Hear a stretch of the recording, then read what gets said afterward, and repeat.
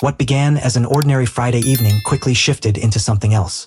I had just walked through the door after a long day, hoping only for a quiet night, when my wife, Emily, called me into the living room. There was something in her expression I couldn't immediately decipher. Part excitement, part mischief, part something else entirely. "Take a seat," she said, gesturing at the couch. I sat, curious yet slightly on guard. "We need to go over a few new rules," she announced. I felt my brow lift. "New rules for me?" Emily nodded with a small, confident smile. "Yes, from this point forward, certain things are going to be different. It's about balance and expectations. You'll understand."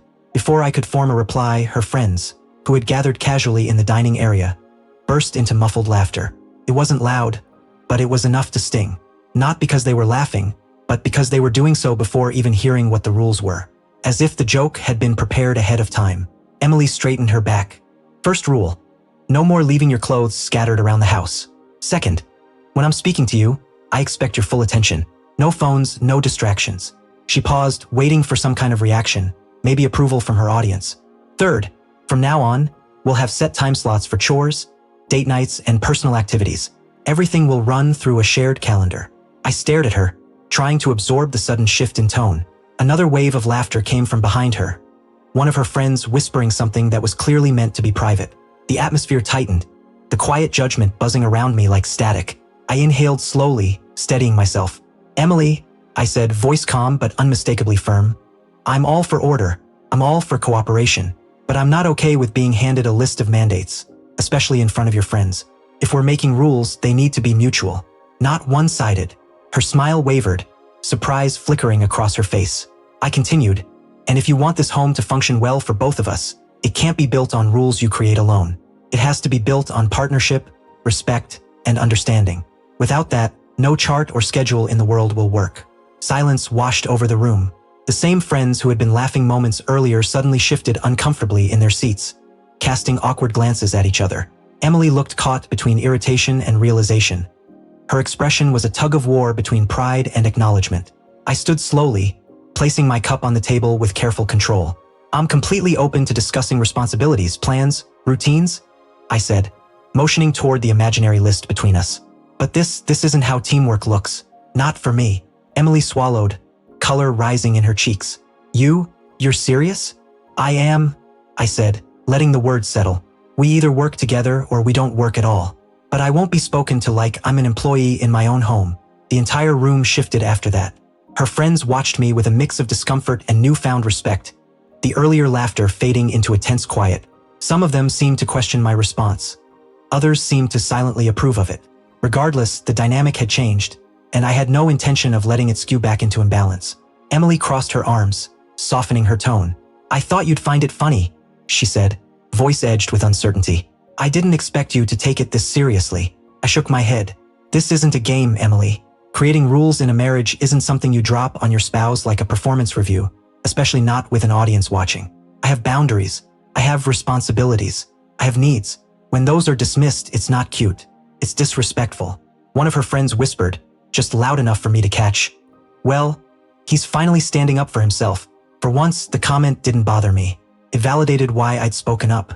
Respect matters, and I wasn't about to trade mine for appeasement. Emily shifted again, her posture loosening. "Okay, maybe I went overboard," she admitted quietly. "I just wanted more order. I didn't think it would come across like an attack." I nodded slowly. "I get the intention, and I'm willing to build something together. But together means collaboration, not one person drafting instructions for the other. Partnership, agreement, compromise. That's the structure we should be aiming for." I watched as her expression softened, realization filtering through her defenses. "I didn't see it like that," she whispered. I gave her a small, reassuring smile. Not triumphant, just honest. "It's all right, we can figure it out. But I need you to understand something clearly. I won't tolerate being diminished by you, by anyone at any time." The rest of the evening took on a different tone. Laughter returned, but now it wasn't directed at me or wrapped in mockery. It was relaxed, genuine. Emily and I talked about schedules and responsibilities again, but this time as equals, not opponents. Her friends remained quieter, their conversations shaded with a subtle recognition that they'd witnessed a boundary being set and respected. By the time everyone left, the tension had thinned. The air felt lighter. I realized that asserting boundaries hadn't created conflict, it had created clarity. and that clarity shifted everything. The next morning, I woke up with a sense of peace I hadn't felt in weeks. The previous night had been a turning point, not for the marriage itself, but for how I allowed myself to be treated. Emily stood in the kitchen making coffee, and there was something different in the way we moved around each other. Something aligned. "Good morning," she said gently. Her tone carried a softness, almost tentative. "Good morning," I returned, offering a quiet smile. There was no tension, no lingering resentment. We had faced an issue head-on, and the aftermath carried a quiet strength neither of us expected. Later, we sat together reviewing our shared calendar, discussing chores, planning dates, mapping out our weeks. The conversation didn't feel dictated. It felt balanced.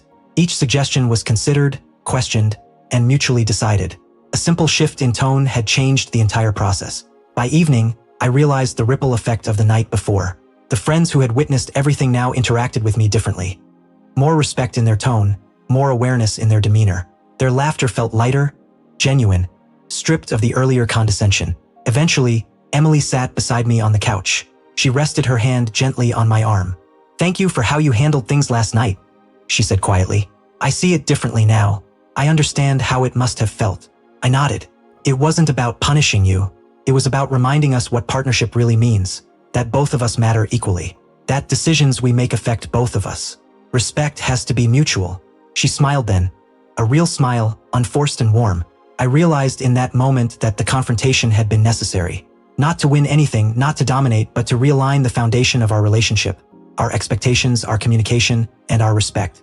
Later, as I got ready for bed, I reflected on the evening. Standing up for yourself isn't arrogance. Creating boundaries isn't hostility. It's the backbone of a relationship that endures. It's how two people learn to value each other instead of stepping over each other. As I lay down, a deep sense of satisfaction settled in. The steps I took didn't just preserve my dignity. They strengthened the bond we had, laying the groundwork for a healthier, more balanced partnership moving forward.